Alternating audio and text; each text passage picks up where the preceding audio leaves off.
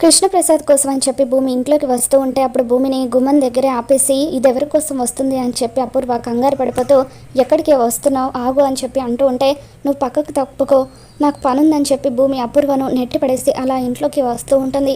ఇక అప్పుడు uncle uncle అని చెప్పి భూమి లోపలికి వస్తూ ఉంటే అప్పుడు అపూర్వ అంకుల్ లేదు పెంకుల్ లేదు మర్యాదగా ఇక్కడ నుండి వెళ్ళిపో అని చెప్పి భూమిని బెదిరిస్తూ ఉంటుంది. ఇంట్లో వాళ్ళంతా కూడా భూమిని చూసి మండిపడుతూ ఎక్కడికి వస్తున్నావు అని చెప్పి అంటూ ఉంటారు. నేను కృష్ణప్రసాద్ అంకుల్ని కలవాలి అని చెప్పి భూమి అంటూ ఉంటే అపూర్వ అడ్డుపడుతూ ఉంటే అప్పుడు భూమి అపూర్వని బెదిరిస్తూ చూడు మర్యాదగా నన్ను అంకుల్ని కలవనివ్వు లేదంటే నువ్వే నన్ను కిడ్నాప్ చేయించావన్న విషయం ఇంట్లో అందరికీ చెప్పేస్తాను అని భూమి బెదిరిస్తూ అలా కృష్ణప్రసాద్ గదికి వెళ్ళి చూసేసరికి అక్కడ అతను ఉండడు.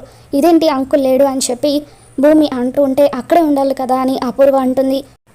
కృష్ణప్రసాద్ లెటర్ రాసిపెట్టి ఇంట్లో నుండి వెళ్ళిపోతాడు. ఇంకా ఈ ఇంట్లో ఉండి అర్థం లేదు అని చెప్పి అలా కృష్ణప్రసాద్ వెళ్ళిపోతూ రాసిన లెటర్ని అపూర్వ చదువుతుంది. ఇంట్లో అంతా కూడా షాక్ అవుతారు.